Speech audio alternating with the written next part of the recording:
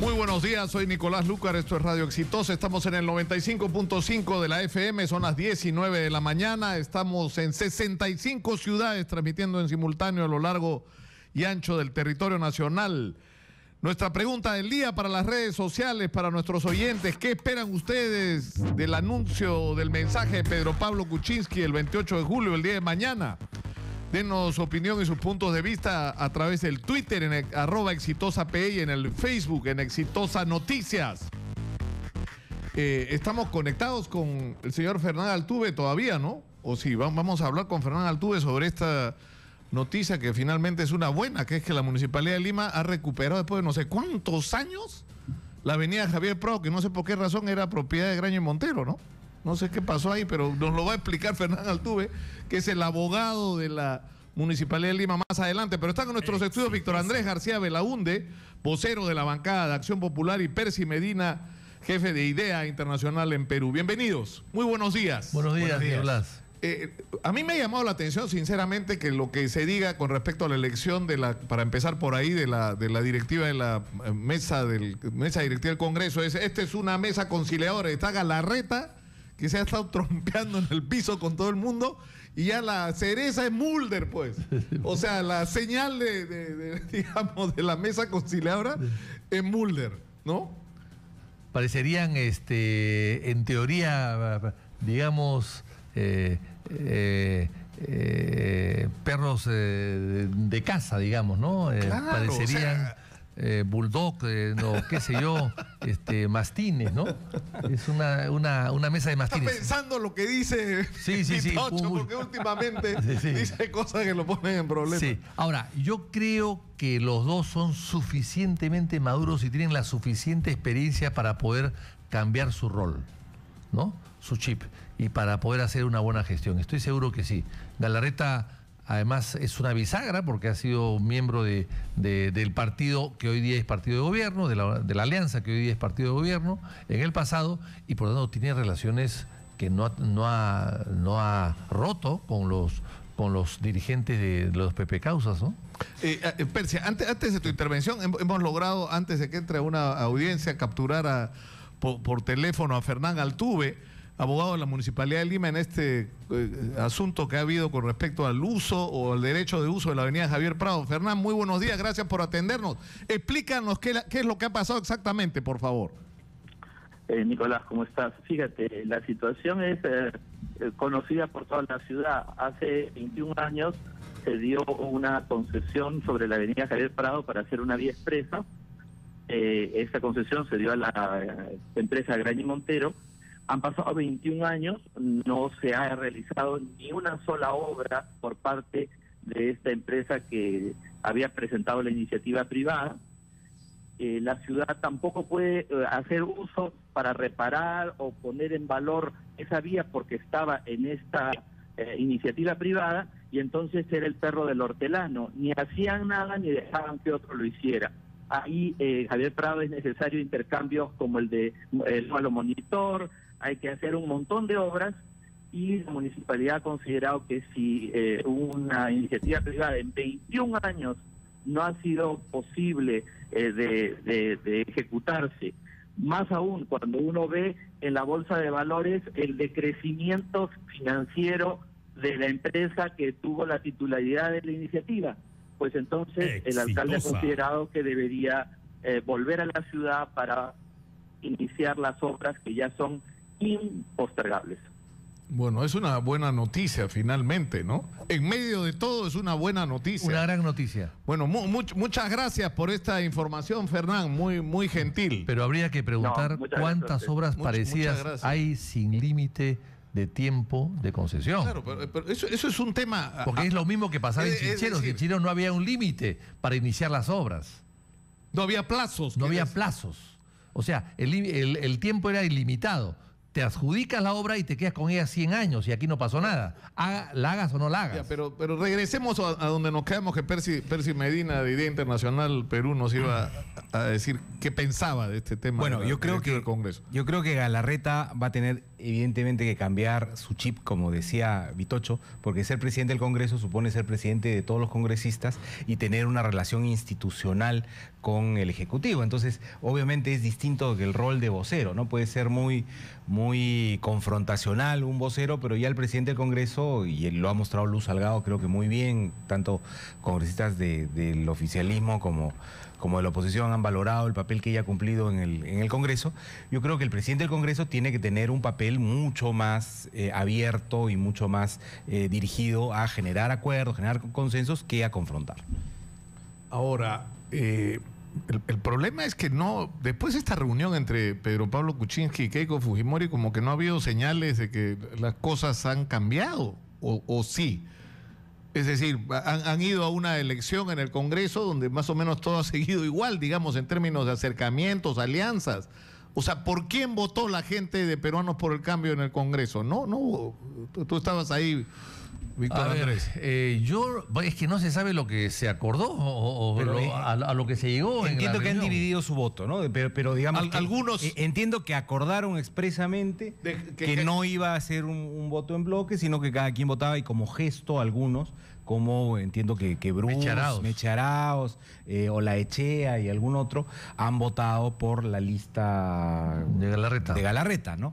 Pero yo tengo la impresión también que los acuerdos tienen que ir más bien por el lado de la legislación relevante, las cosas que tiene que priorizar el Congreso, más que por ejemplo, la composición de la mesa directiva o, por ejemplo, la administración del Congreso. Me parece que lo fundamental para el Ejecutivo es que los grandes proyectos, los grandes temas pasen por el Congreso y se le habilite la legislación que hace posible que la labor ejecutiva funcione.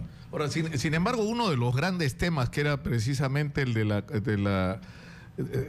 del tema de la corrupción y la necesidad de dar no solo respuestas en contra, o sea, para que no ocurra la impunidad, sino respuestas institucionales. Y se habló de la independencia de la Contraloría, de la independencia de la Procuraduría, y lo que hemos vivido en las últimas semanas, más allá de cualquier otra consideración, es que al gobierno no le gustó cómo se estaba manejando la Contraloría y las Procuradurías e intervino en ellas.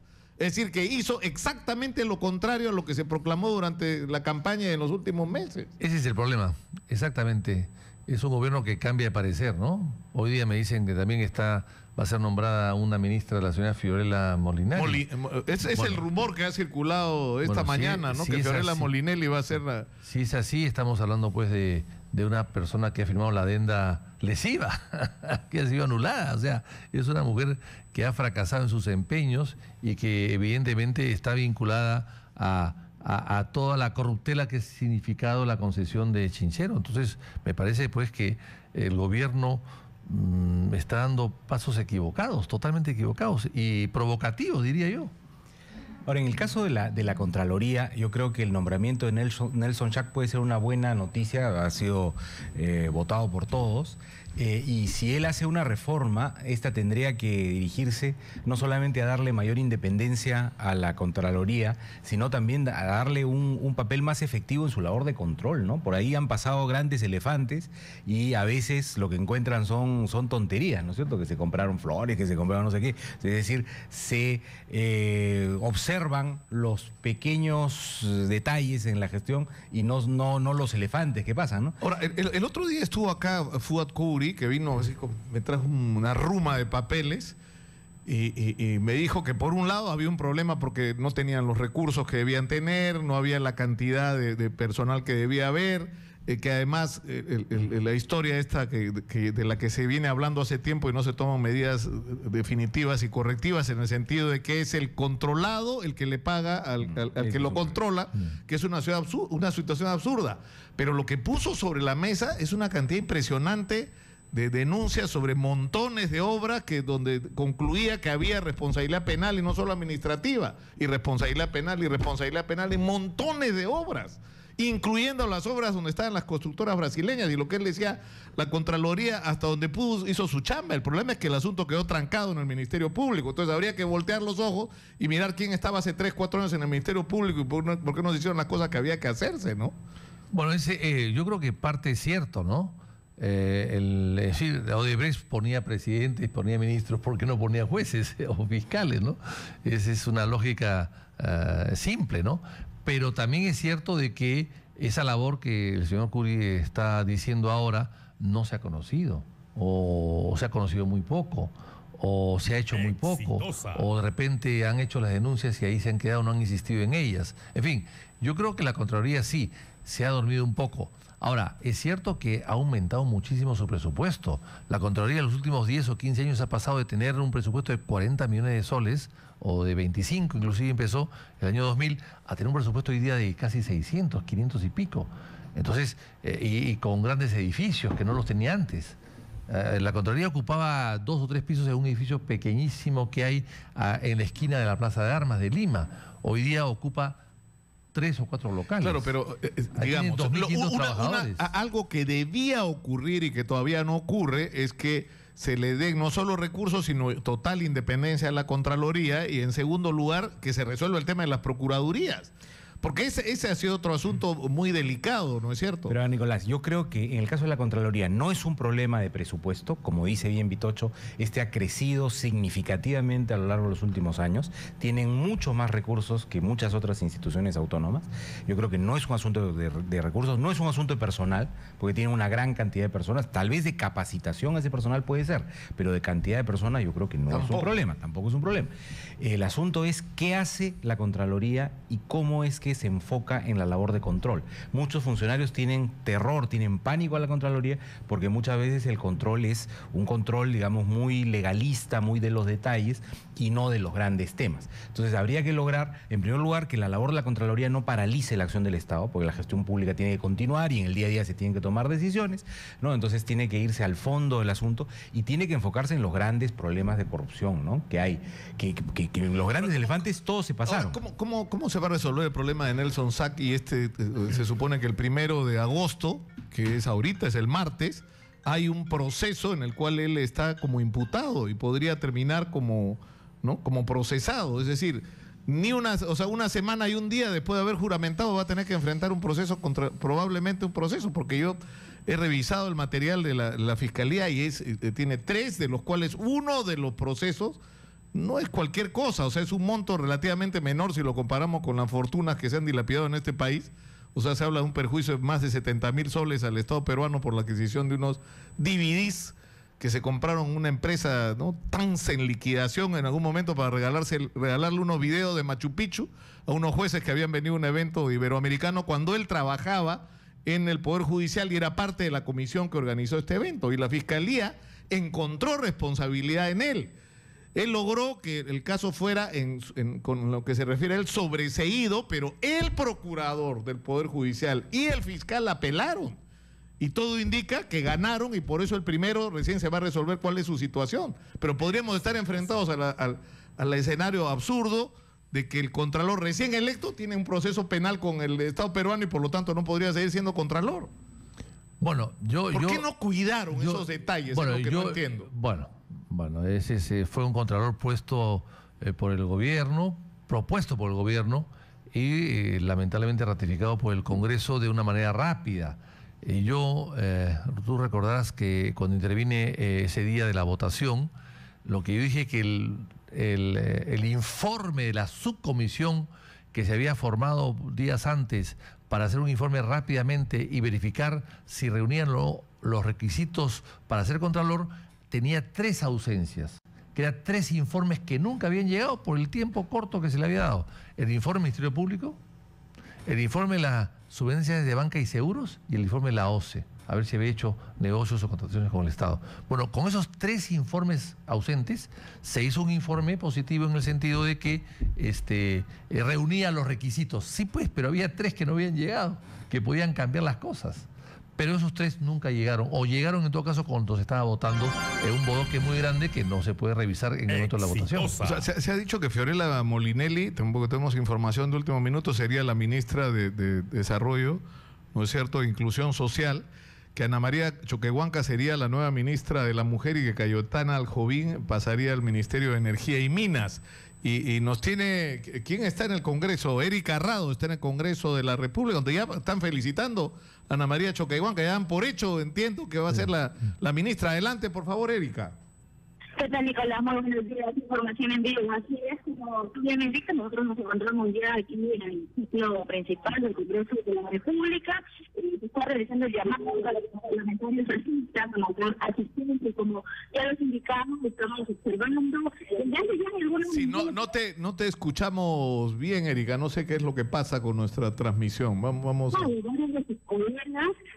Pues saludarle. Hemos visto a la propia parlamentaria Úrsula Letona de Fuerza Popular que se acercó y le dio un abrazo muy efectivo, un saludo muy efectivo. Esto nosotros recibimos ante No logramos captar adecuadamente la comunicación, pero bueno, lo que está ocurriendo es que Úrsula Letona se ha acercado a felicitar a Ana María Choquehuanca, o sea, ya dan por hecho que es ministra. Ahora, ¿esto qué significa? Que mayores cambios no va a haber, ¿no? Que Zavala va a seguir como dupleteando. Claro, dupleteando. Y eso me parece que está muy mal, ¿no? Porque hay que recordar que la figura del presidente del Consejo de Ministros en el pasado, cuando tenía dos carteras, es porque no había carteras en la PCM. La PCM no era una cartera en sí misma. No existía, o luego, durante el gobierno militar de Velasco, se creó lo que se llamó la oficina del primer ministro, y ocupó el despacho del Ministerio de Justicia que había desaparecido en ese momento. Entonces, y para darle cupo a un general activo como Montañe en contra de un general retirado como Velasco, que seguía siendo presidente del Perú. Eso fue una jugada política en su momento, pero luego no ha habido cartera. La cartera se ha empezado a aceptar después, los años 90, después con la nueva Constitución. Ulloa, por ejemplo, fue primer ministro y ministro de Economía porque había que ser primer ministro y tener una cartera, si no, no podía ser ministro. Pero en el caso actual, el primer ministro es una cartera y sumamente grande, es un cajón desastre, donde todo el mundo le manda ahí a instituciones que no desean en su ministerio, se lo mandan pero entre otras cosas tiene que asumir la prevención de conflictos, ¿no? Que es uno de los temas más pesados en este momento. Entre muchísimas cosas más. Entonces, son dos carteras sumamente las más grandes de... Ya, pero ¿cuál es tu conclusión, pues, Vitocho? ¿Qué es lo que interesa a estas alturas?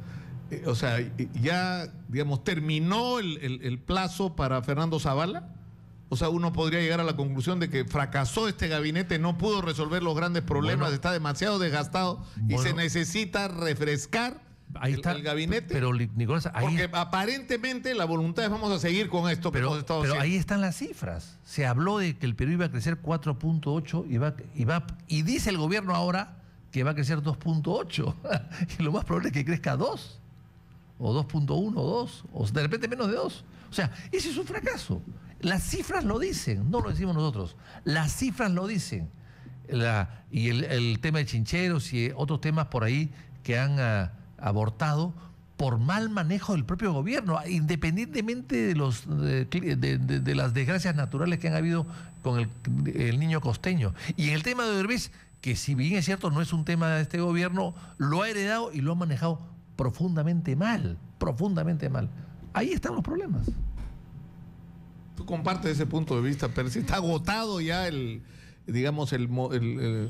equipo de Fernando Zavala y la manera de manejar las cosas de Fernando Zavala. Bueno, ha pasado recién un año de gobierno, ¿no? Los ministros deberían tener un tiempo mayor que el año. Entonces, la posibilidad de un cambio absoluto del gabinete, yo creo que no es incluso bueno para la gestión. El cambio de 3 ministros, de alguna manera, refresca. Ahora, coincido mucho en que tener a la misma persona en economía y en la presidencia del Consejo de Ministros es demandante, ¿no? Yo no sé si es que es algo que se puede mantener por mucho tiempo. tal vez esta ratificación no significa que tiene que quedarse un año entero, sino que en 1 o 2 meses hay un cambio adicional.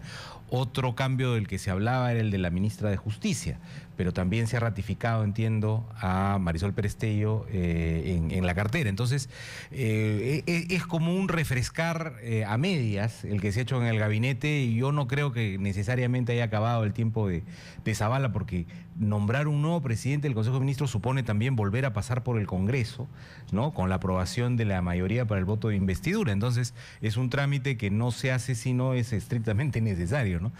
Yo diría que tengo una evaluación más matizada. Creo que los cambios refrescan, creo que tal vez no todos son lo que se hubiera deseado, pero que, bueno, ahí vamos viendo, y tampoco tiene que terminar la cosa aquí, ¿no? Ahora, hay un tema final que yo quería plantearles, y que yo no sé si somos del todo conscientes, si se está o se está minimizando o se está sobrevalorando lo que está ocurriendo, pero el día de hoy va a haber, ¿no es cierto, señor Rómulo Vargas, una conferencia de prensa de la dirigencia nacional del SUTEP, del Sindicato Único de Trabajadores de la Educación, que denuncia que quienes están dirigiendo la huelga están prácticamente vinculados o manipulados por Sendero Luminoso, lo cual es un asunto gravísimo, porque es una paralización que está involucrando a miles de maestros y en diferentes regiones del país.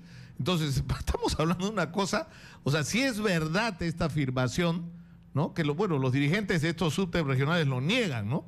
O sea, es obvio que son un sector más radical que Patria Roja, que dirige nacionalmente, o ya dirigió además históricamente el SUTEP.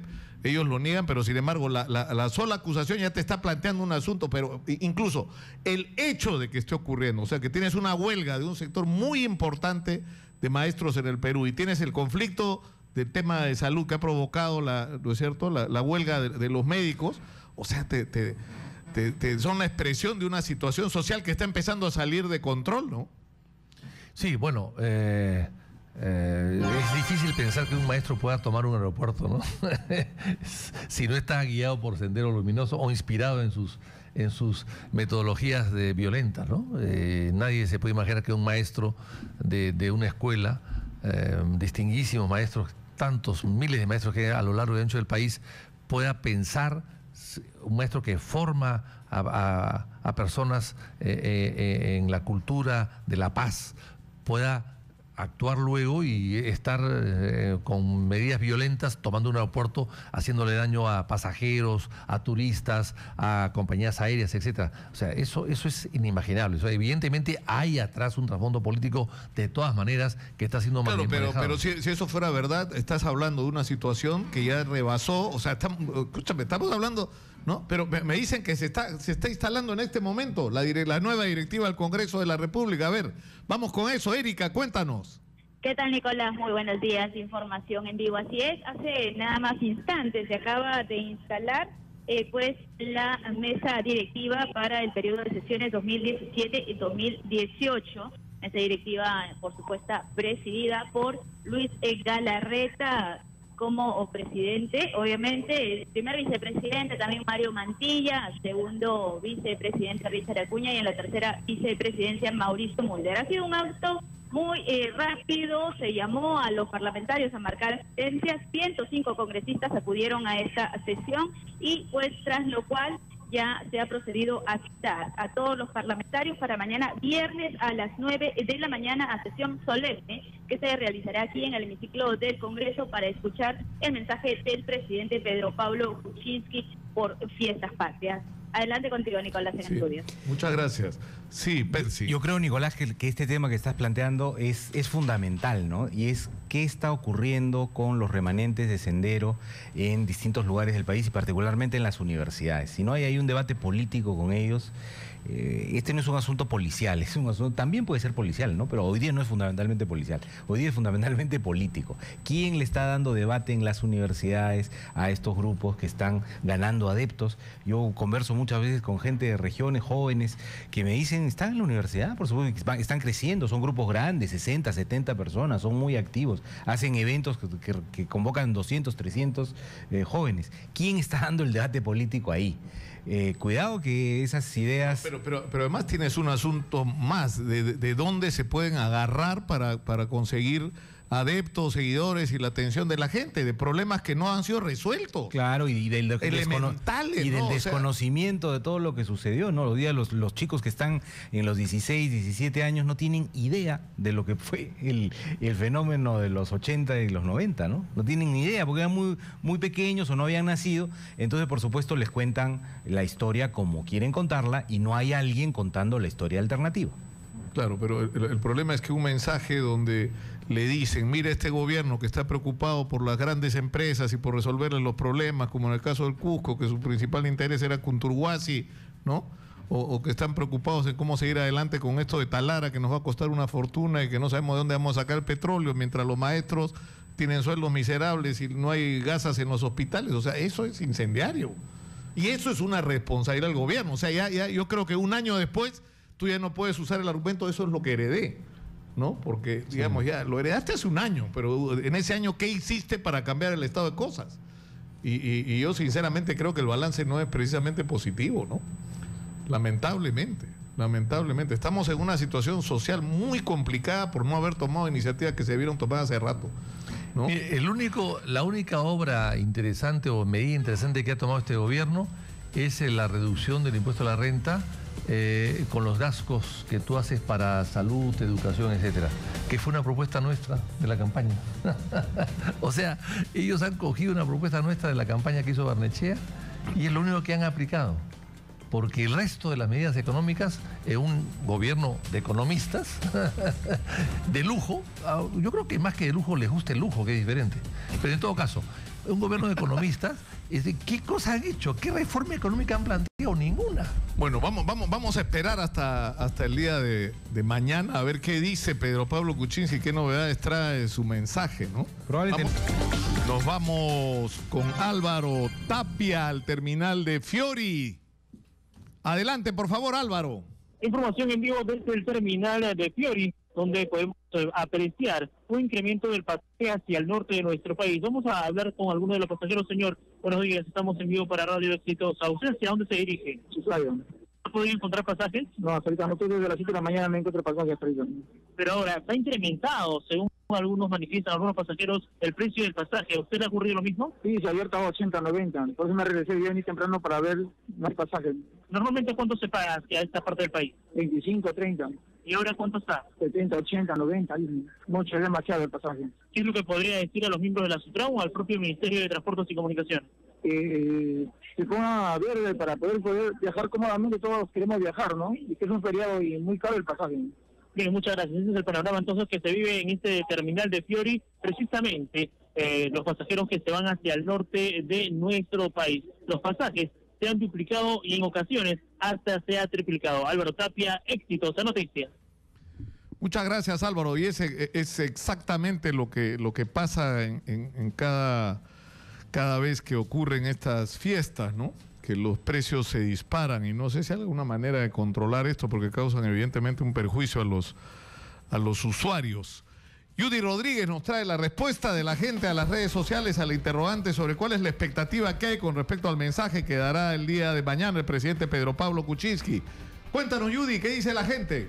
¿Cómo estás, Nicolás? Como es de todos los días, nuestra pregunta ha generado un sinnúmero de comentarios. Miguel Ríos nos dice, querido pueblo, renuncio, es lo que espera que PPK diga en su mensaje a la nación.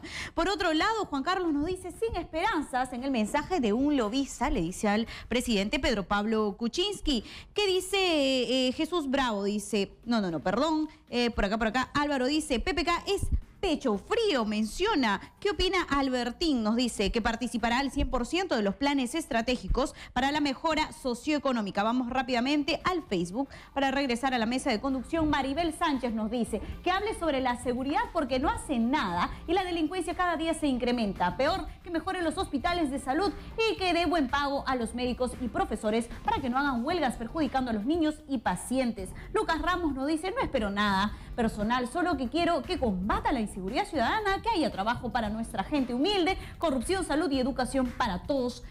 Felices fiestas patrias. Y Ana dice, de este señor no espero nada, mínimo que cambie el ministro del Interior, Nicolás, que por su culpa y mala gestión ahora los delincuentes hacen lo que quieren en la ciudad hasta balear a un bebé, que es la noticia con lo que hemos amanecido hoy. ¿no? Qué duro.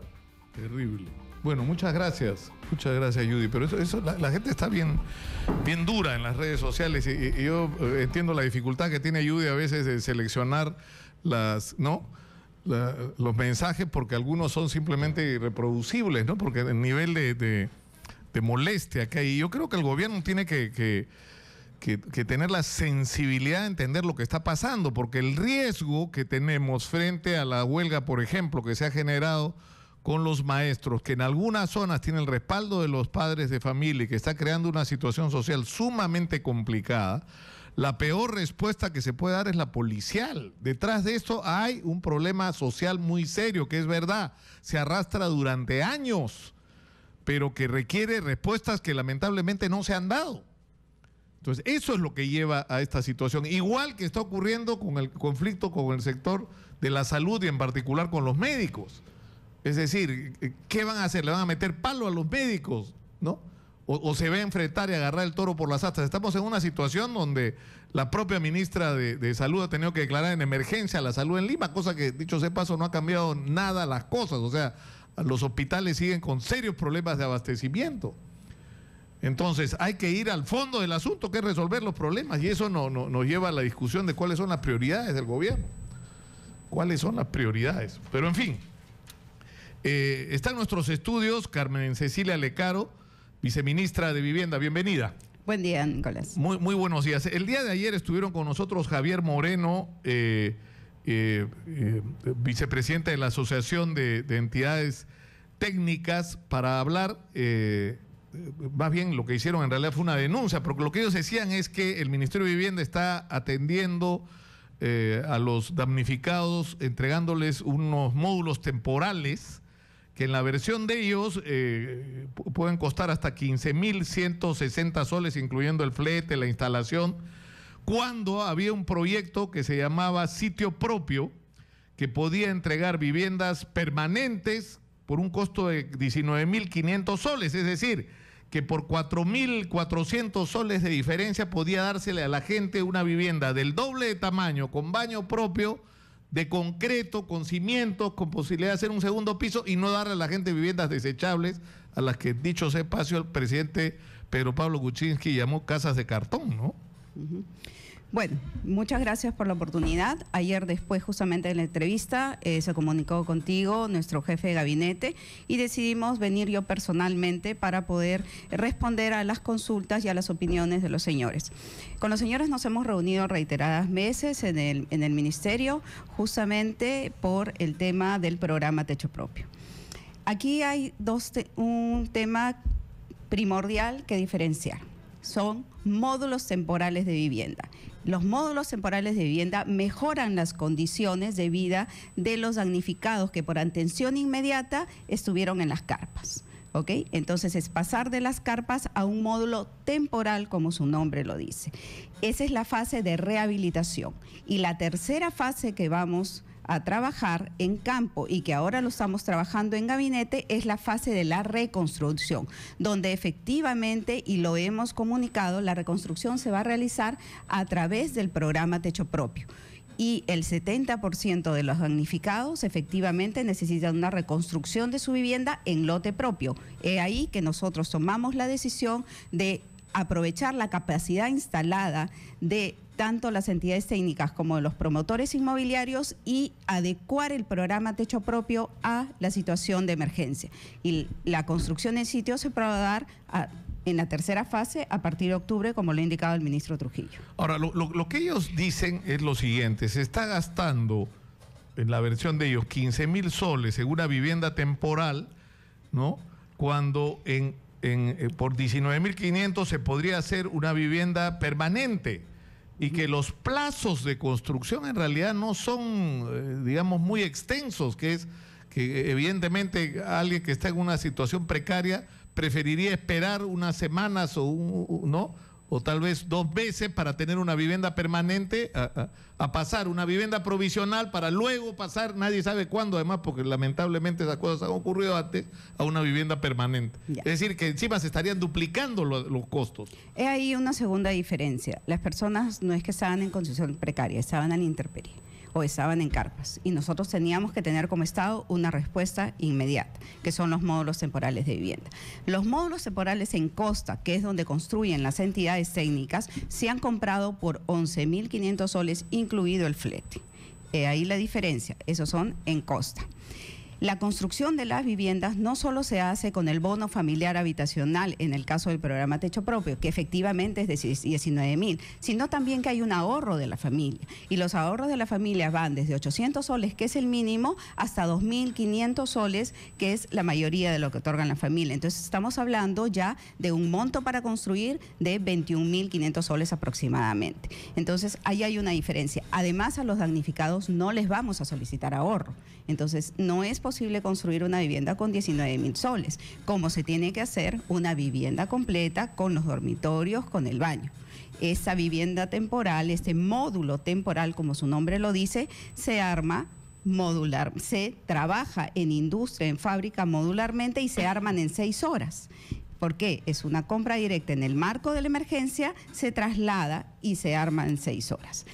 Para construir una vivienda, para que los señores de la entidad técnica lleguen a campo a poner el primer ladrillo, ellos bien saben y nosotros cumplimos todos los procesos, es un subsidio del Estado, son 6 meses, entre 5 y 6 meses antes para que se armen los expedientes y se cumplan los procesos en el Fondo Mi Vivienda y se pueda asignar un bono a la familia beneficiaria de un subsidio, que son las de menores recursos.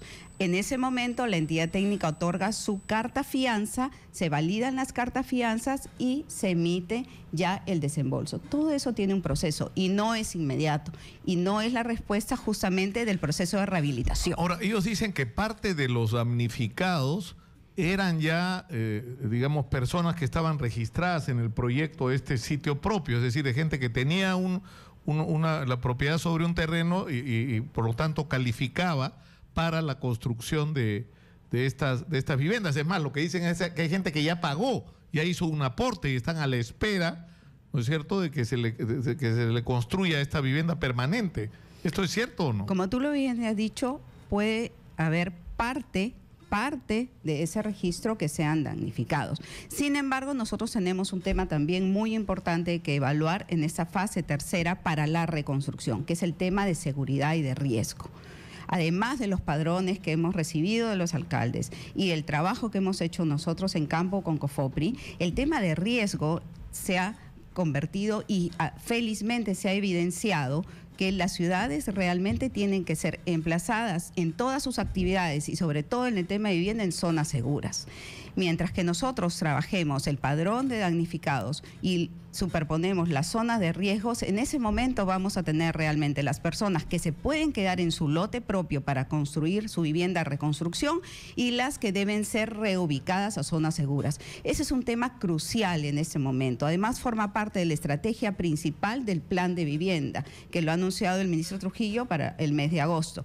La planificación urbana, y la planificación urbana significa como un eje principal considerar el tema de riesgo y de zonas de alto riesgo no mitigables que deben ser reubicadas. Todo ese es un trabajo previo que en este momento se está haciendo, además del decreto de urgencia que se va a emitir la próxima semana para adecuación justamente del programa Techo Propio, sitio propio, efectivamente, a el tema de reconstrucción. Ahora, otra de las objeciones que hacen los representantes de esta asociación es que en realidad un módulo que mide, según ellos, 18 metros cuadrados, que está hecho con placas de fibracemento, con una estructura de madera de pino, materiales ligeros, con techos de calamina, que contiene una sala, un comedor, un dormitorio, no tiene lavadero, no tiene baño, no tiene acceso a agua y desagüe, es decir, podría por la cantidad construirse por 5.000 soles.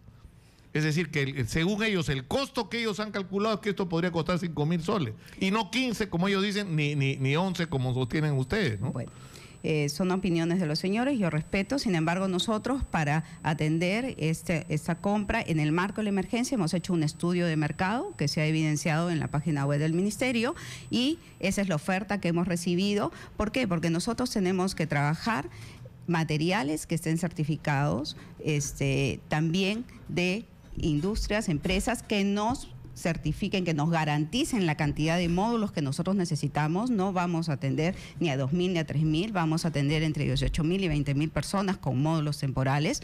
El Perú no es un país que tenga un mercado de módulos constante. La anterior experiencia ha sido en el 2007, que se otorgaron módulos de drywall 8 meses después de la emergencia. Nosotros hemos comenzado a instalar 30 días después de la emergencia, hemos comenzado a instalar los módulos. Entonces, estos módulos, por sus características, lo que han hecho es mejorar la calidad de vida de las carpas, teniendo un módulo temporal, no es una vivienda, con 2 dormitorios, un área común, que estén aisladas climáticamente, que tienen mosqueteros en las ventanas por el tema también de los insectos que afectaban, y que más bien nosotros que hemos recorrido desde el primer día de la emergencia, hemos recibido testimonios más bien de agradecimiento porque han mejorado sus condiciones, y esos testimonios también ustedes podrían recogerlos ahora, en campo. La idea es que la gente viva en estas casas provisionales, ¿cuánto tiempo? Temporalmente. Nosotros en octubre estamos iniciando la reconstrucción en las zonas más afectadas,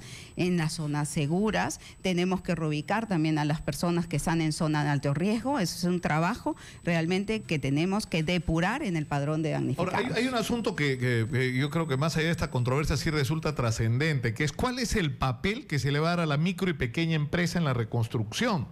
Porque o sea, yo recibo constantemente reclamos, los recibimos acá en Exitosa y en otros medios que tienen a bien escuchar a la gente, que ocurre siempre un circuito, ¿no? O sea, las concesiones, las licitaciones las ganan las grandes empresas y al final las obras las terminan haciendo los concesionarios que son micro, pequeños e incluso en algunos casos hasta medianos empresarios. Y como hemos visto en el caso de la crisis con las obras paralizadas de Odebrecht, son ellos los que pagan los platos rotos porque invirtieron dinero, ¿no es cierto? Y en otros casos ni siquiera se les toma en cuenta para hacer las obras, ¿no? Entonces, ¿cuál va a ser el papel? O sea, porque debería haber una estrategia en ese sentido, porque ellos dicen, nosotros tratamos de usar material localmente, contratamos a personas que viven en la zona. Es decir, es todo un proceso integrador de promoción, además de los emprendedores, ¿no? El papel va a ser primordial, pero como bien lo has dicho, en la fase de reconstrucción. Y en ese momento, y los módulos corresponden a la fase de rehabilitación. En la reconstrucción, repito, nosotros, como iniciativa del Ministerio y comunicado también a las entidades técnicas, la reconstrucción se va a hacer a través de los programas de vivienda con la capacidad instalada que tenemos en las entidades técnicas. Construcción en sitio propio y adquisición de vivienda nueva. Pero no podemos ni pedirle un ahorro al damnificado, ni trabajar el tema solo de propiedad, los que tienen para otorgarle. Tenemos que dar el que colapsó su casa, son 40.000 más o menos viviendas colapsadas e inhabitables en las 11 regiones que tenemos, y ello se va a dar en la fase de reconstrucción. Entonces, las entidades técnicas y los promotores tienen, a través de esta adecuación del programa Techo Propio, toda la oportunidad para ingresar al trabajo de estas 40.000 viviendas, y son ellos los que van a realizarlos. Ahora, ha habido en este proceso, porque es decir, inevitablemente tenemos que ser desconfiados por todo lo que hemos vivido en los últimos años. Ha habido en este proceso donde se ha tomado, porque lo que entiendo es que hay 5 empresas que son las que han ganado o las que están encargadas de la construcción de estos módulos, y que son más de 200 millones de soles lo que se estarían invirtiendo, creo que como 250, ¿no? Exacto. ¿No? La pregunta es si ha habido una intervención de la Contraloría en este proceso, porque la idea, más allá de la controversia que generó Edgar Alarcón, una de las cosas sobre las que él insistía era, no tiene ningún sentido de que la Contraloría de Médico legiste, es decir, que llegue cuando ya no hay nada que hacer, sino que diga, esto está bien, esto está mal, los procesos son correctos, ¿no? Y no decir después, no, acá hay sobrevaluaciones o se han hecho cosas incorrectas. ¿Ha habido en este proceso una intervención de la Contraloría? Desde el primer momento y a iniciativa del ministro, nosotros estamos acompañados en el proceso con OSI. Nuestra oficina de control interno ha sido veedor y participante de todo el proceso de estudio de mercado que hemos hecho y de la adquisición y la compra. Eso ha sido en forma transparente desde un inicio, y los documentos están. Como bien escuchaba yo la entrevista ayer, la Contraloría es bienvenida al Ministerio, y el órgano de control interno puede informar también de todas las acciones que nosotros hemos realizado. Nicolás, yo solo quiero enfatizar que nuestro principal interés en el Ministerio es atender a las familias de menores recursos. Eso es el eje rector de nuestro trabajo y en especial en este momento a los damnificados. Las familias que están viviendo en esas carpas no podían seguir y no podíamos esperar a la fase de reconstrucción.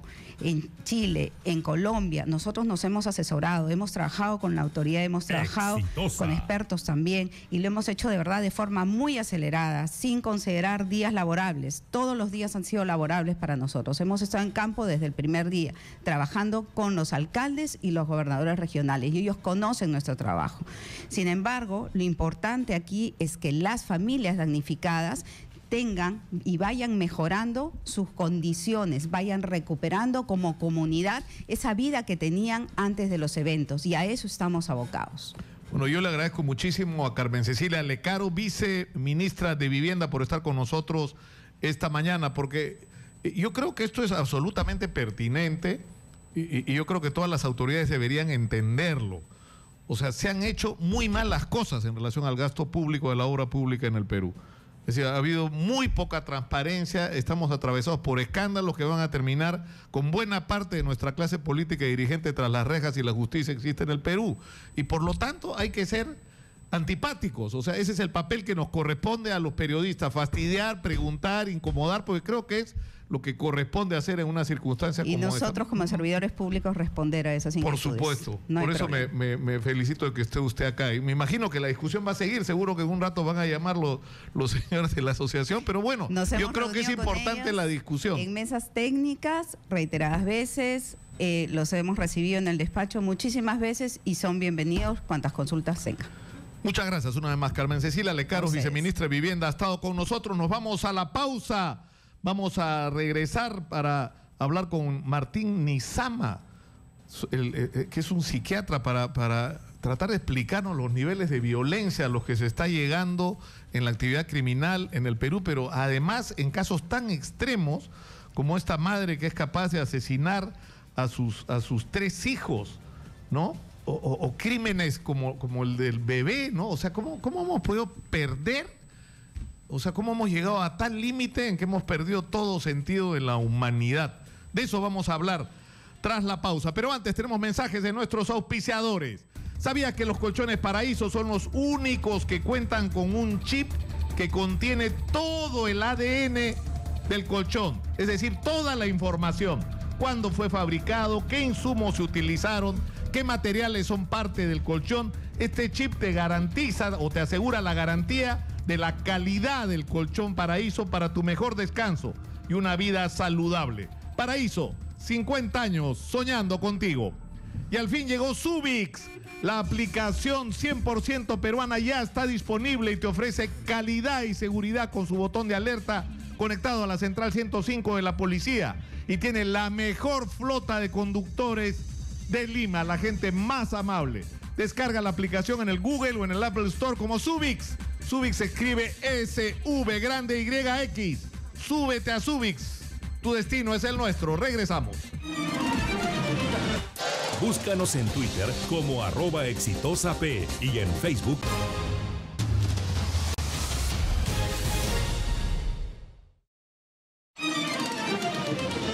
Continuamos con Nicolás Lucar en Exitosa.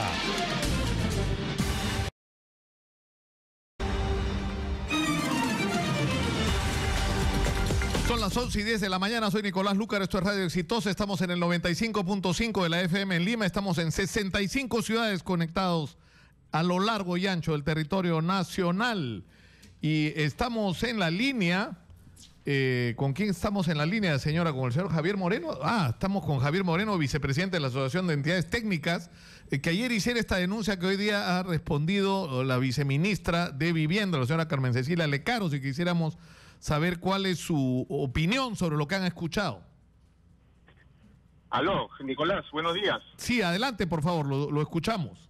¿Qué tal? ¿Cómo estás? Hemos escuchado atentamente a la viceministra, estamos aquí reunidos con el Consejo Directivo y nos ha dado mucha alegría porque la viceministra no ha podido desvirtuar ninguno de los argumentos e inquietudes nuestras el día de ayer, más bien terminó dándonos razón en todo. ella comete algunas inexactitudes en relación a los montos y a los precios.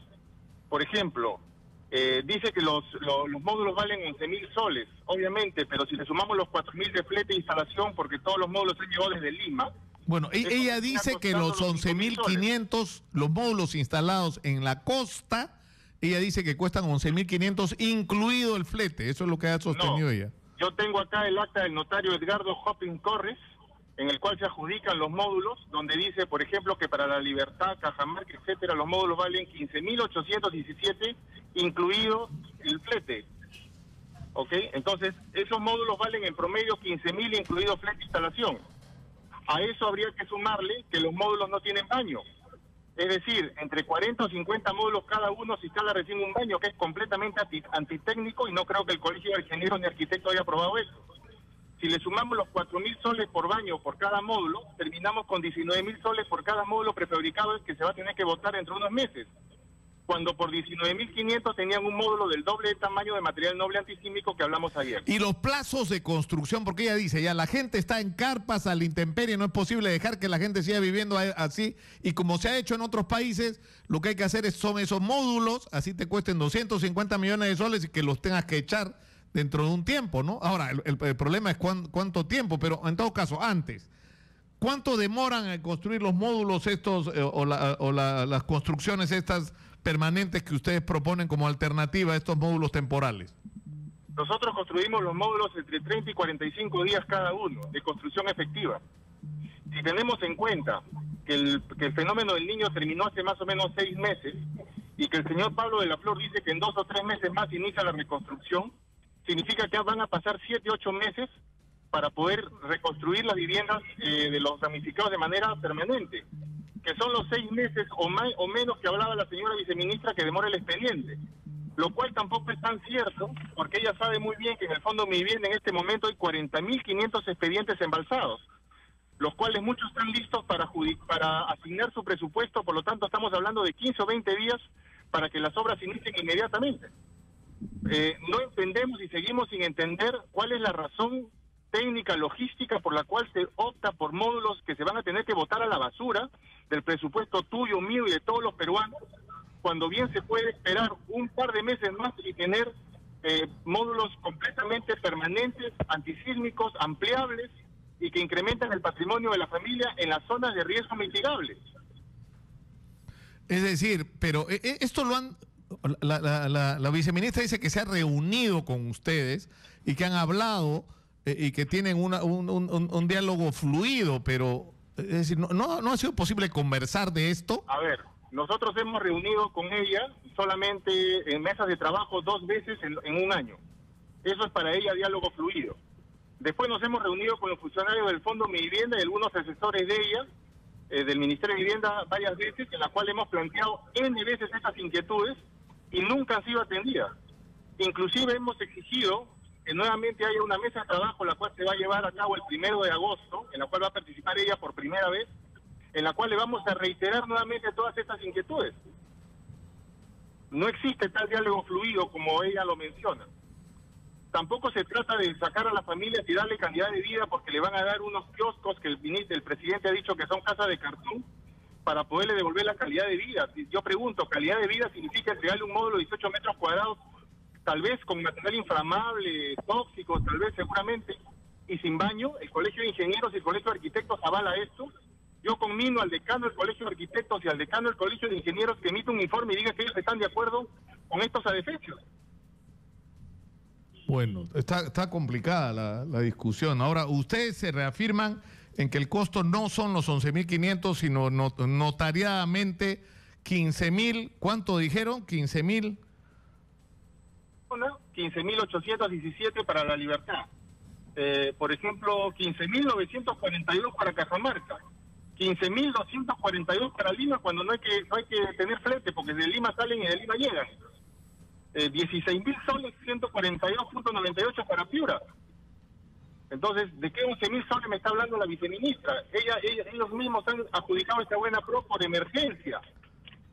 Ahora, ustedes dicen, y con esto quisiera terminar, que esos módulos ya, en todo caso, que sea la opción para no dejar a la gente de la intemperie, podrían costar 5.000 soles. ¿Cómo es posible que haya esa diferencia en precio entre lo que ustedes dicen que costaría?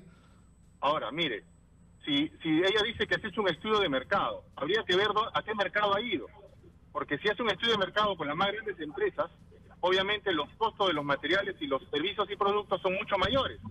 No ha hecho ningún estudio de mercado con micro y pequeñas empresas que cientos de ellas podrían haber suministrado fácilmente todo esto. Nosotros hemos presentado una propuesta.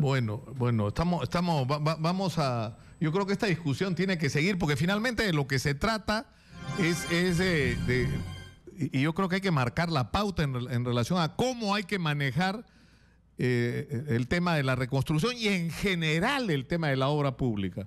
Y yo insisto en que los periodistas estamos obligados en ser muy antipáticos con este asunto, muy exigentes con respecto a la transparencia y a revisar todas las veces que sean necesarias todas las decisiones. Y lo que yo reconozco sí de la viceministra es que ha estado acá inmediatamente, pero obviamente esta discusión va a seguir. No va a ser posible el día de mañana, pero a mí me gustaría que la hagamos ya el día lunes. Mañana tenemos una transmisión especial acá en Exitosa por Fiestas Patrias. Pero yo quisiera, y los comprometo, le voy a pedir a la viceministra que tengamos una conversación con ustedes y con ella acá en los estudios de Exitosa el mismo día lunes, porque creo que estamos hablando de un asunto altamente sensible. Muchas gracias a Javier Moreno, vicepresidente de la Asociación de Entidades Técnicas, por atendernos, muy gentil. Vamos a coordinar esto, nuestra productora, la señora Gisela Magariño, se va a hacer cargo. Erika Rado está en el Congreso de la República. Cuéntanos, Erika, ¿qué pasó? Gracias, buenos días. Información en vivo, declaraciones de Mercedes Arauz, congresista de Peruanos por el Cambio, precisamente acerca del mensaje del presidente Kuczynski por 28 de julio. Vamos a escuchar. En materia judicial, por ejemplo, que también han sido resultantes de varias conversaciones que se han tenido con las diferentes fuerzas políticas del país.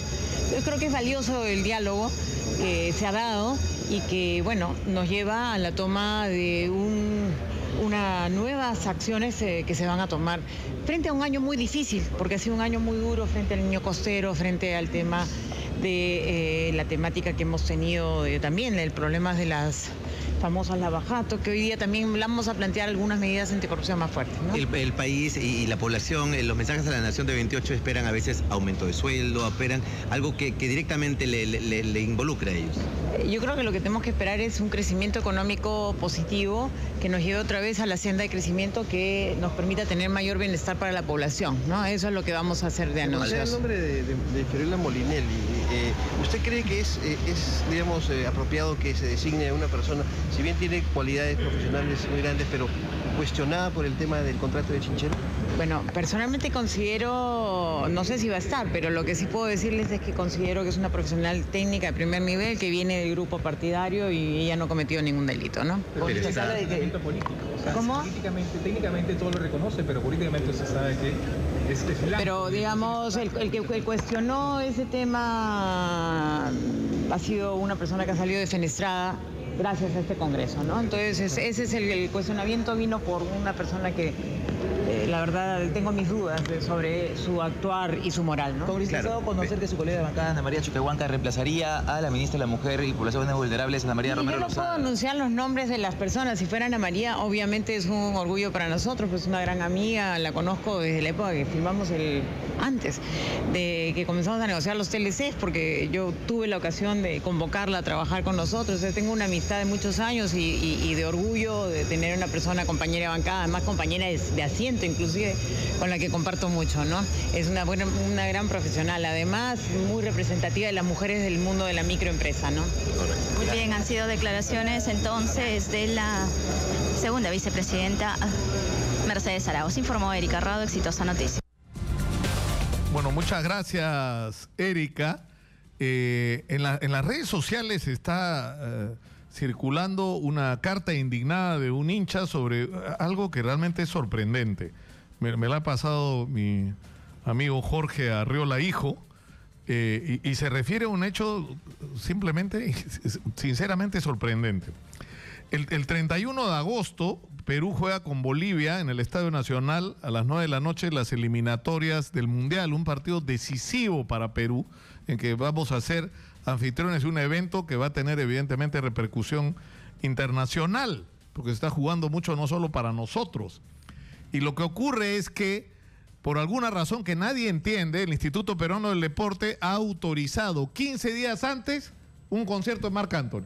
Entonces se arma un pleito, porque imagínense el estado pues en el que va a quedar ese estadio 15 días antes del partido. Entonces la Federación Peruana de Fútbol acaba de emitir un comunicado, que lo tengo por acá, ahorita lo encuentro, denme ustedes un segundo.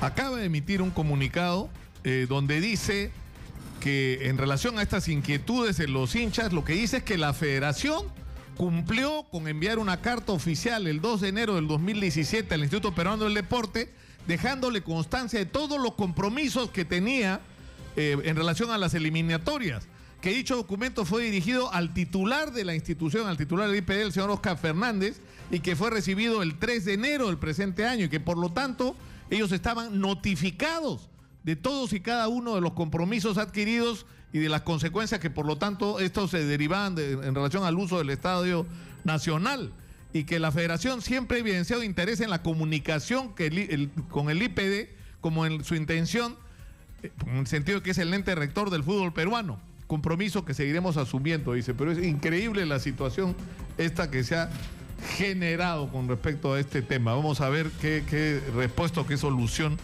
se le da. Y está en nuestros estudios el señor Carlos Canchumaña Cárdenas, él es secretario general adjunto de la Federación de Trabajadores de Salud, que están una vez más planteando o reclamando el tema de la supuesta privatización de salud. Bienvenido, muy buenos días. Sí, buenos días, Nicolás, y en primer lugar agradecer la deferencia que das en tu programa para que los trabajadores de la Seguridad Social podamos expresar nuestra profunda preocupación que en estos momentos la actual gestión viene desarrollando. No solamente la Federación Centrounión de Trabajadores, a la cual nosotros representamos, sino en forma unísona todas las organizaciones gremiales de la seguridad social, y estamos hablando de organizaciones de médicos, de enfermeras, obstetrices y todos los profesionales de la salud, en forma unísona, vuelvo a decir, hemos planteado y hemos presentado nuestra extrañeza y nuestra preocupación debido a que la actual gestión ha emitido una resolución irregular, por cierto, debido a que ha sido el vicepresidente quien no está facultado para emitir documentos normativos de la institución, pero se ha creado un comité de privatización de la inversión privada.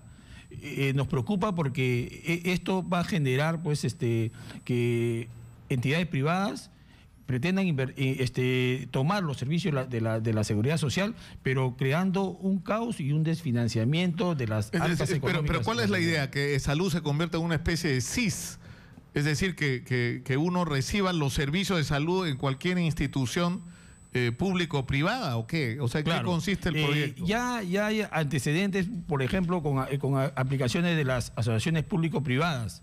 Nosotros tenemos 2 hospitales que están funcionando, el Hospital Barton y el Hospital Keiling.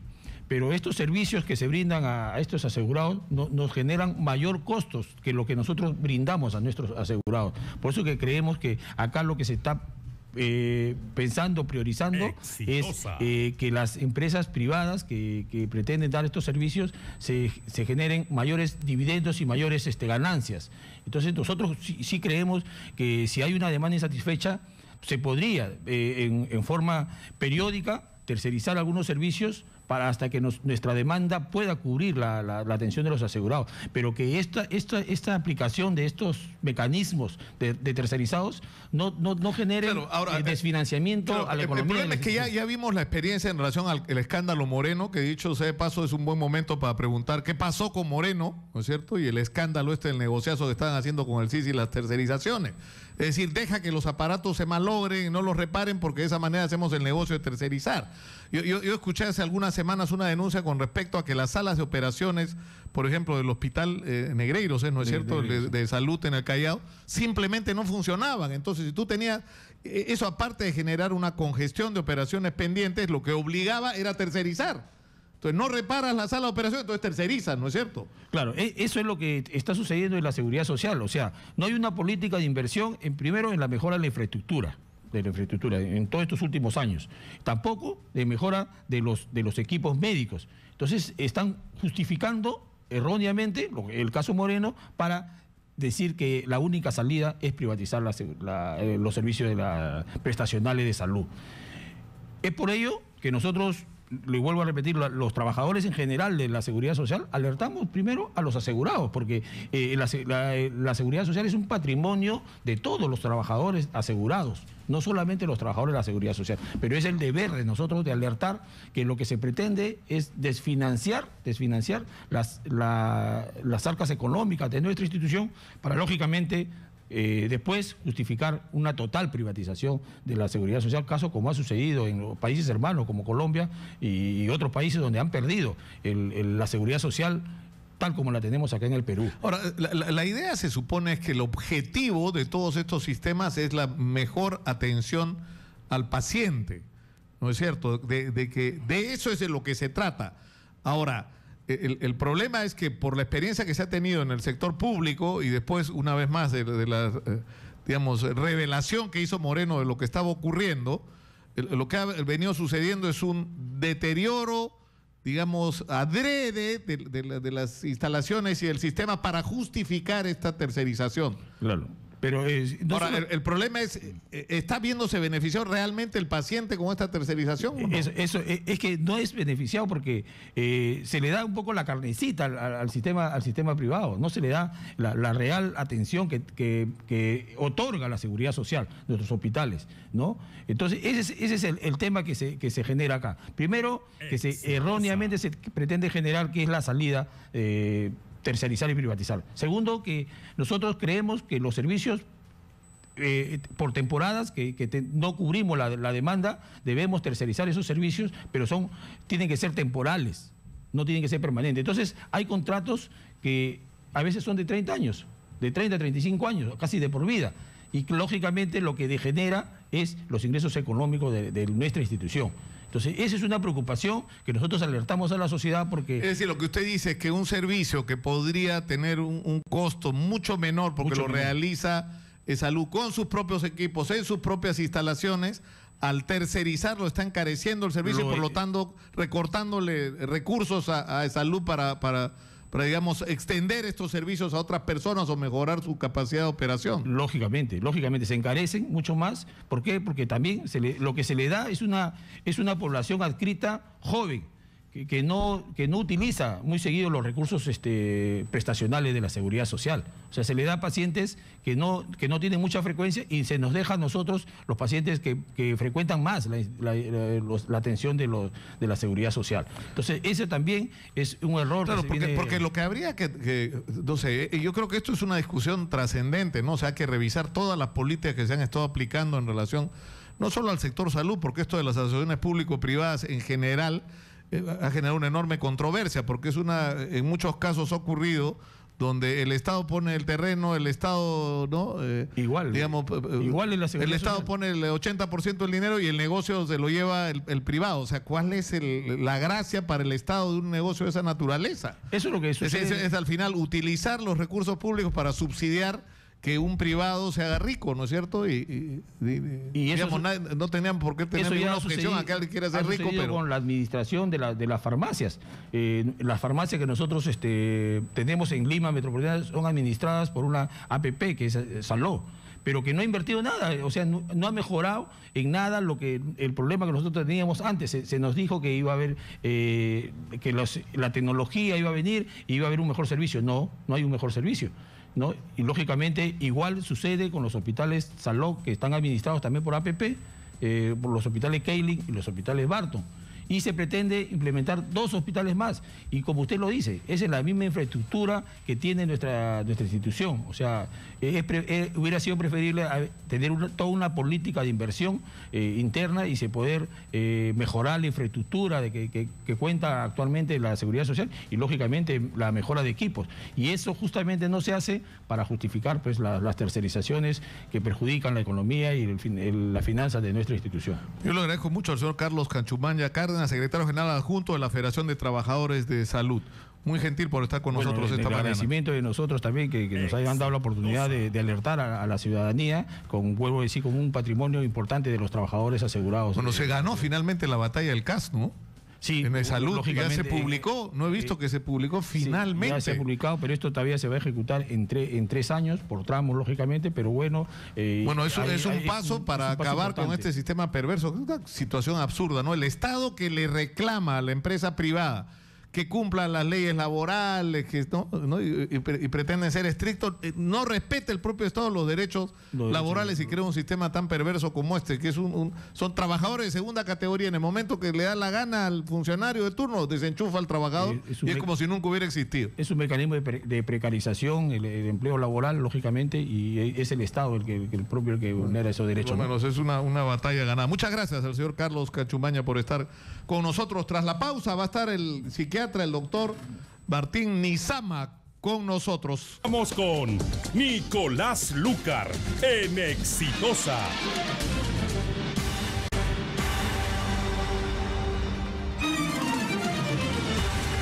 Son las 11:38 de la mañana, estamos en Radio Exitosa, este es el 95.5 de la FM en Lima, estamos en 65 ciudades a lo largo y ancho del territorio nacional. 103.3 en Trujillo, 104.9 en Tarma, 100.1 en Tarapoto, 103.9 en Talara, 98.1 en Tacna. Estamos en todo el Perú. Exitosa, la primera y más confiable fuente de información para los peruanos, además, donde escuchamos a todos y donde hablamos de todos los temas que le interesan a la gente.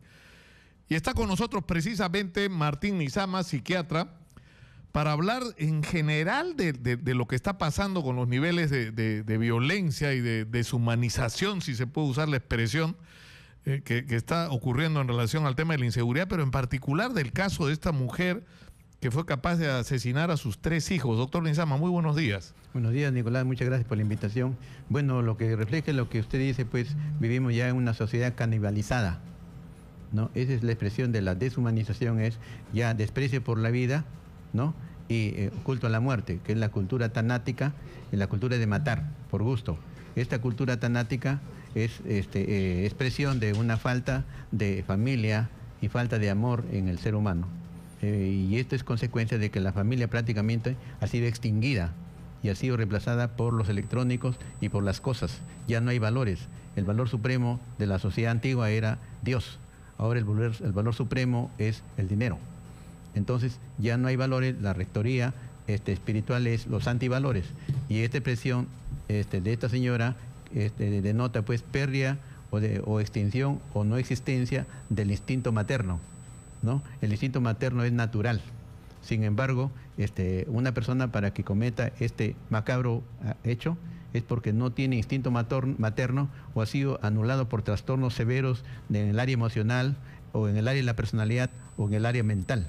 Y habría que ver cuál ha sido su historia personal de esta persona, que a veces sufren crueles maltratos de los padres, a veces sufren abandono, a veces sufren violaciones, es decir, terrores que ellos... Es decir, que todo lo que ha ido viviendo y experimentando desde niña y mientras se ha ido formando como persona y ha estado estableciendo, digamos, cuáles son los parámetros morales, éticos que rigen su existencia. Claro. O sea, simplemente el valor por la vida, es decir, por ejemplo, ¿no? Una persona que es utilizada sexualmente, ¿no? Abusada sexualmente, pierde como el respeto por sí misma, ¿no? Sí, pues una persona que es violada prácticamente se destruye su autoestima, ¿no? Y se queda, si es niña o niño, se queda fijada en esa etapa de la vida y ya no desarrolla. Entonces viene la inmadurez y una persona inmadura no tiene control de impulsos, ¿no? Cuando tiene frustraciones, cuando tiene odios, viene una crisis, se desatan los instintos primitivos que están en la base del cerebro, que es instinto de matar, de eliminar, de agredir, ya no tienen el control ético que debe tener una persona normal. Claro, porque digamos, ya somos la especie que ha logrado dominar el planeta, imponerse sobre el resto de especies, ¿no es cierto? Somos una especie superior y esto tiene que ver con varios factores. Uno, que hemos sido capaces de resolver colectivamente las necesidades individuales, pero que hemos sabido establecer ciertos parámetros que permiten, digamos, la reproducción y mantenimiento de la especie, ¿no es cierto? Como ciertas reglas, es decir, que tienen que ver con el manejo del deseo sexual, que tienen que ver, ¿no es cierto?, con el tomar o no la vida de los otros, y que las diversas religiones han de alguna manera tratado de expresar, por ejemplo, el catolicismo con los 10 mandamientos. Es decir, las cosas que no debes hacer, ¿no? Y que tienen que ver con el hecho de que la civilización tiene que continuar si es que cumples estos requisitos. Y eso ya es parte como de nuestro ADN, ¿no es cierto? Así es. De nuestro, vos dice acá en los colchones paraíso, de tu chip. Ese es el chip que llevas dentro, ¿no? Así es. Pero estamos perdiendo ese chip. Bueno, o sea, por ejemplo, un chico que quiere un celular porque lo va a vender a un traficante de celulares que probablemente lo exporte o que tiene una industria porque se roban cientos de miles de celulares, es capaz de agarrar una pistola y reventarle la cabeza a una persona simplemente por quitarle el celular. Sí, así es. O sea, eso ya es, ¿no es cierto? Esa es la sociedad anética, pues. Lo que te está refiriendo es la sociedad anética, o sea, la sociedad sin valores, porque el cerebro humano tiene el control ético, pero en la corteza prefrontal. Pero cuando la corteza prefrontal no está desarrollada por estos problemas de traumas infantiles o está dañada por alguna enfermedad, entonces ya no hay filtro. Lo que viene de abajo, el instinto agresivo, el instinto de matar. matar. Es como que nos hemos animalizado, hemos regresado a convertirnos en seres casi primitivos. Se llama primitivismo, pues. Por eso se llama canibalización. Canibalización es un comportamiento social, expresión de ese primitivismo, o sea, prelación. Claro, pero eso lleva a la discusión, porque alguna gente propone lo que hay que hacer es la pena de muerte, ¿no es cierto? Y dicen, no es disuasivo, ¿no? Que se ha demostrado que no es disuasivo, no convence a nadie, ya. Pero otros dicen, sí, pues, pero yo no estoy tratando de disuadir a nadie, estoy tratando de eliminar de la sociedad a gente que ya no tiene salvación.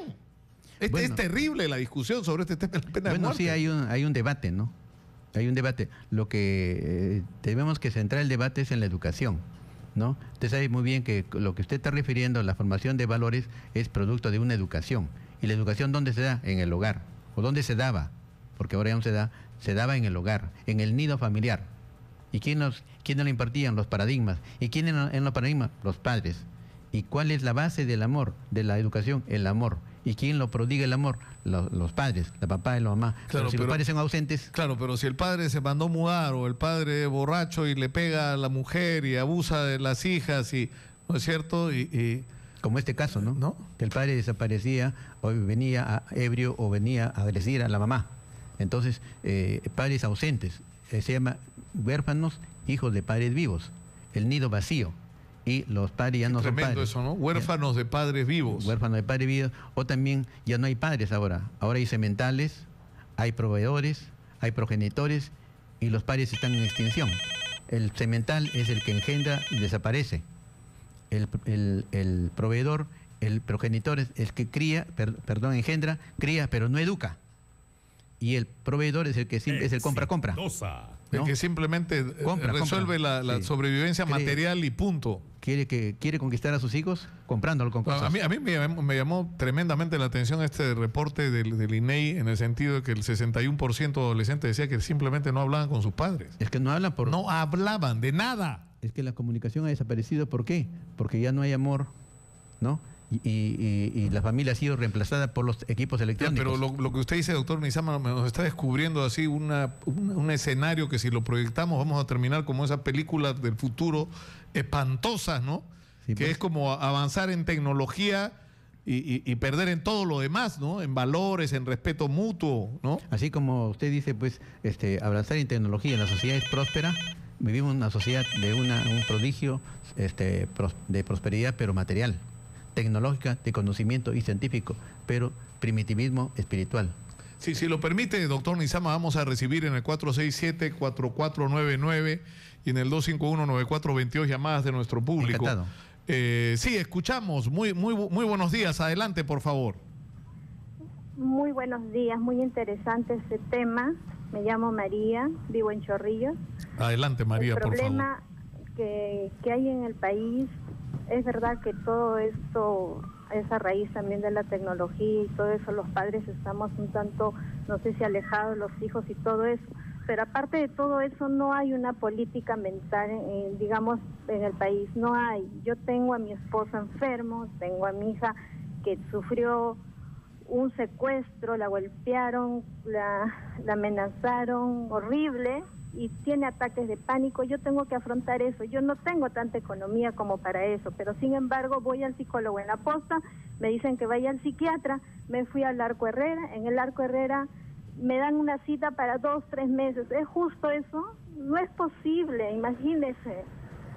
Y claro, pobre mujer que, imagínese, necesitaba ayuda psicológica y no hay. Los colegios no tienen, los chicos andan todos así como que no hay un orden acá de psicología, no hay y se necesita. Yo creo que por ahí se debe empezar a arreglar a la sociedad.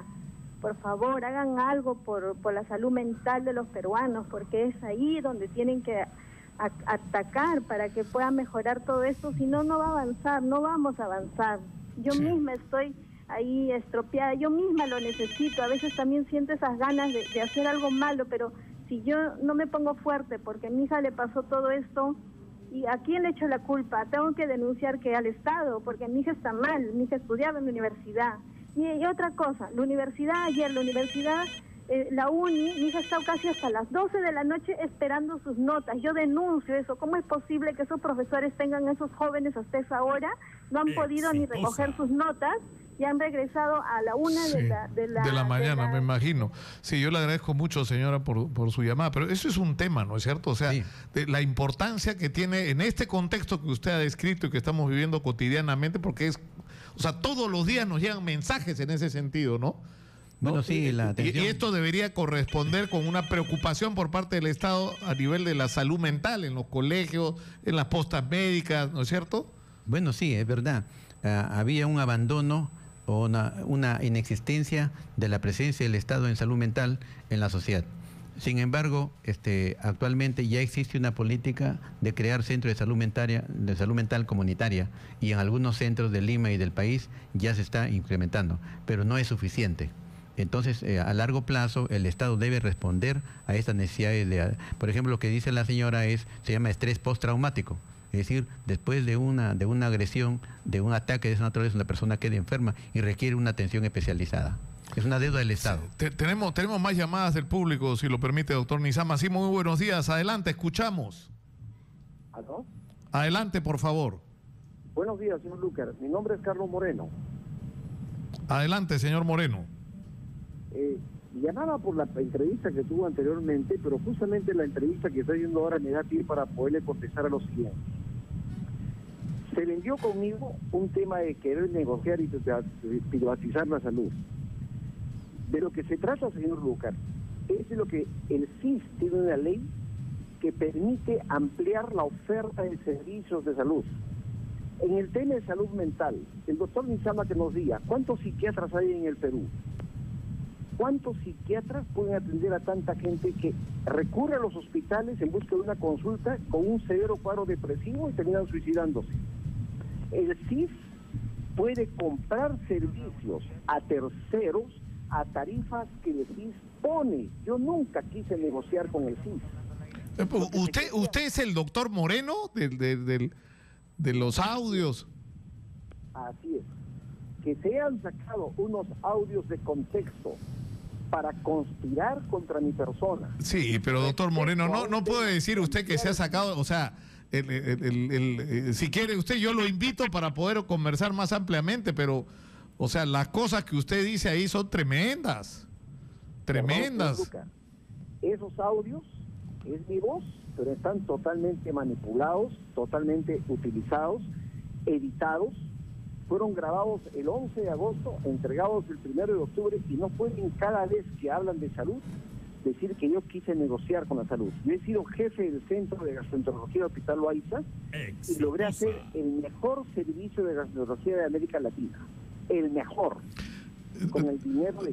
Doctor Moreno, yo le hago una propuesta. Yo tengo, o sea, yo entiendo que usted quiere tener la posibilidad de defenderse de todo lo que se ha dicho de usted y por supuesto yo tengo muchas ganas de hacerle muchas preguntas, y yo lo que le propongo, ¿no? Con la garantía de que nosotros somos un espacio que puede ser crítico y a veces hasta ácido, pero somos respetuosos del derecho de las personas a ser escuchadas.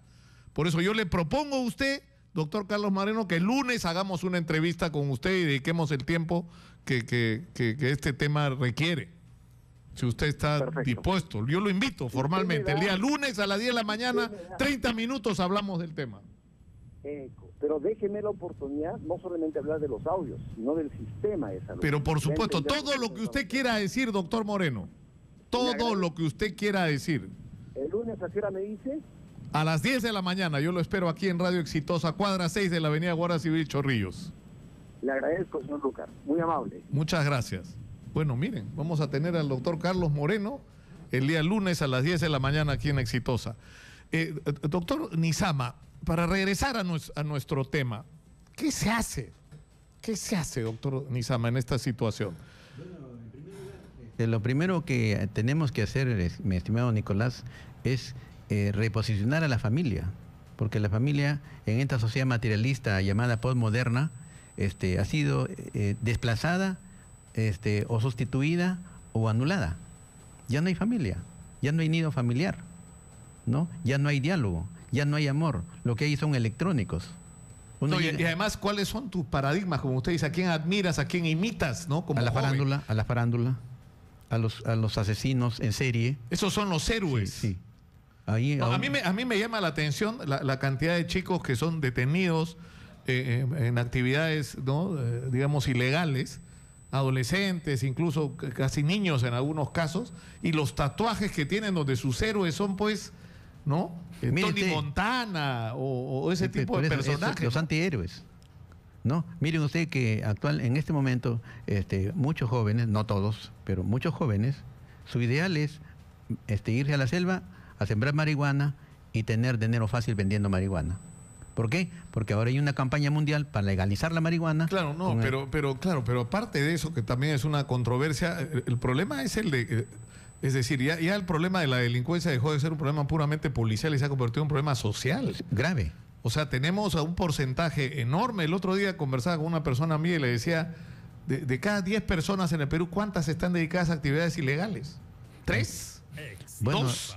O sea, no creo estar exagerando, sinceramente, pero tenemos un problema social. ¿Por qué? Porque tienes jóvenes que terminan el colegio y con una calidad de educación que es una vergüenza. Después de lo que ha crecido este país económicamente, no merecemos la educación que tenemos, y que tienen familias descompuestas, de padres ausentes, borrachos, pegalones, ¿no es cierto? Y que se han criado prácticamente en la calle y que tienen como valores simplemente, o sea, ¿qué opciones tienen laborales? Ser guachimán pagado, ¿no?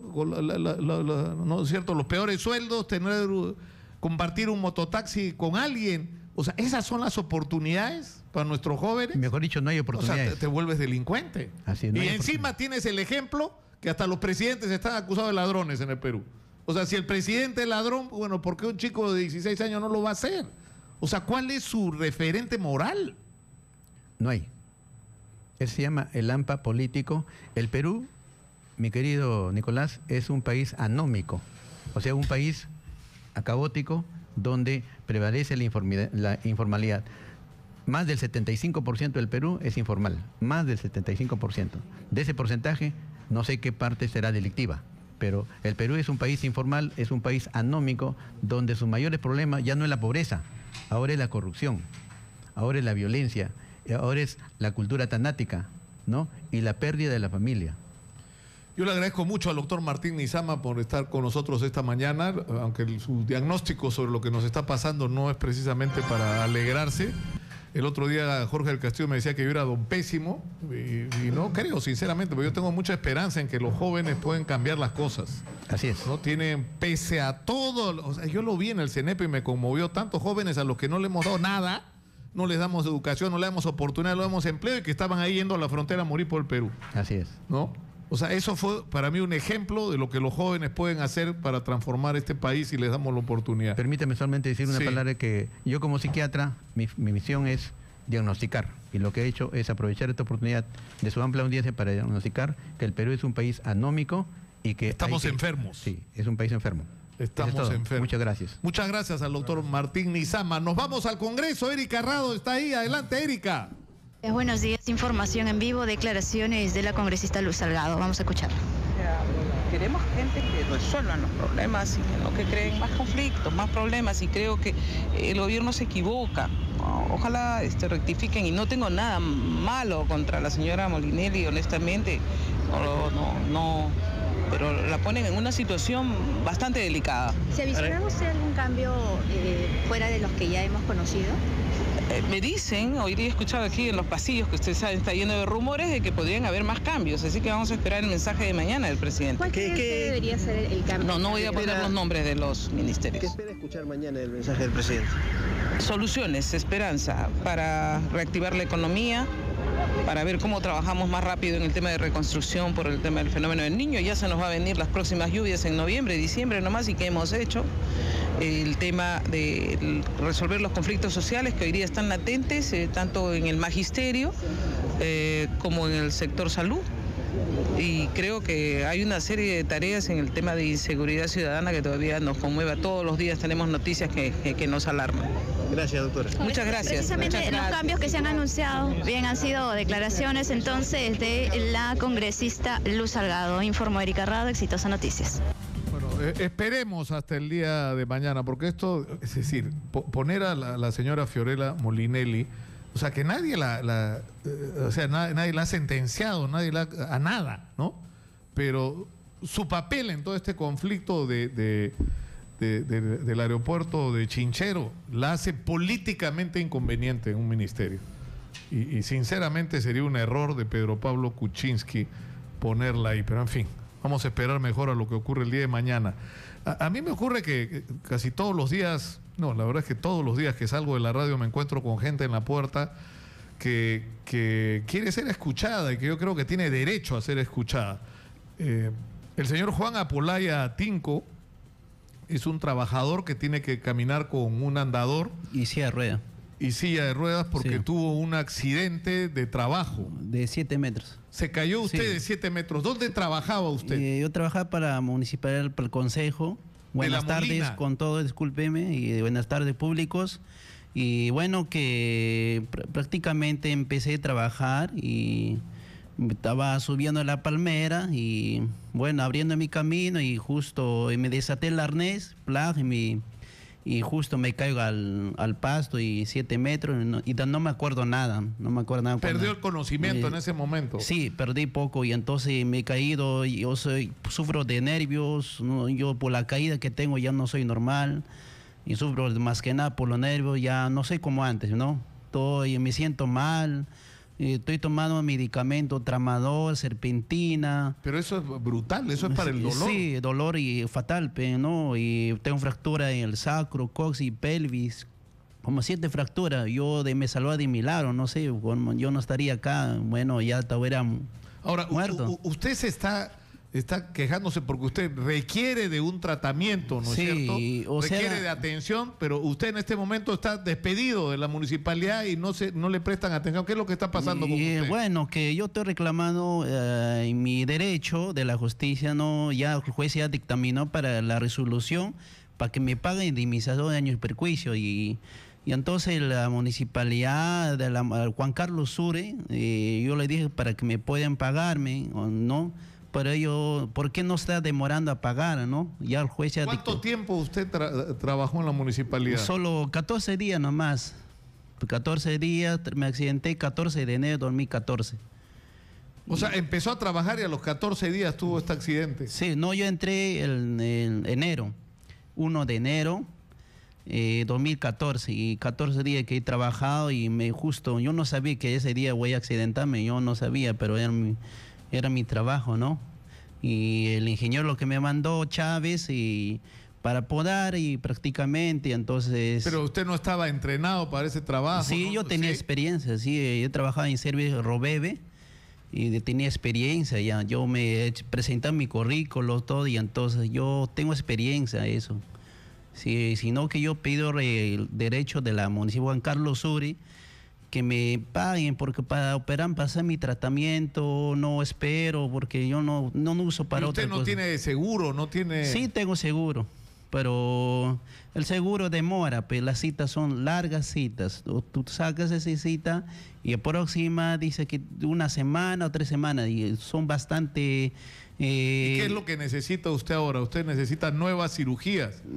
¿Usted va a poder caminar normalmente? Ya no, porque me han amputado mi pierna, yo estoy usando con andador con silla de rueda, ya me siento mal, yo no soy como antes, pero prácticamente el doctor me dijo que ya no puedes caminar, pero poquito, puedes caminar como un tortuguita, pues, despacio. Y entonces, menos mal, yo estaba con sonda y me sacaron de medio año, me sacaron la sonda ya. Bueno, y solo le pido, no sé por qué está demorando a pagar mis daños perjuicios, ¿no? Yo pido apoyo a ustedes. Está resuelto judicialmente, ¿no? Sí, el juez ya dictaminó. Desde acá hago una invocación al señor Juan Carlos Suárez, que además pretende ser alcalde de Lima, ¿no? Ya empezó su campaña, pegado carteles por todos lados. Haría bien, sería una buena señal que muestre como parte no es cierto, de su imagen como, ¿no?, pretendiente a candidato a la alcaldía de Lima, que comience por resolver problemas tan elementales como este, ¿no? Sí.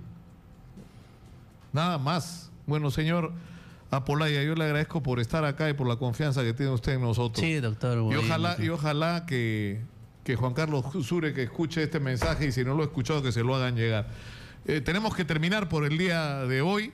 Ha estado con nosotros el señor Juan Apolaya Tinco. Él, como ustedes han escuchado, en 2014, después de 14 días de trabajo en la municipalidad, para la municipalidad de La Molina, tuvo un accidente que lo ha dejado en una condición crítica y necesita, para empezar, que resuelvan el problema de la indemnización, porque el accidente que lo tuvo trabajando para la municipalidad y tiene que hacerse responsable, como ya dictaminó un juez. Muchas gracias por estar con nosotros. Yo me voy hasta mañana. Mañana vamos a tener una transmisión extraordinaria por Fiestas Patrias. Yo voy a estar con ustedes desde las 10 de la mañana hasta las 2 de la tarde. 4 horas voy a estar al aire, qué bárbaro. Pero ahí vamos a tener tema, ahí vamos a saber qué pasó con los ministros, qué cambios ha habido y si PPK dijo algo o no dijo nada. En fin, esperemos hasta mañana a ver qué ocurre. Yo lo dejo con el señor José Rocha. Muy buenas tardes.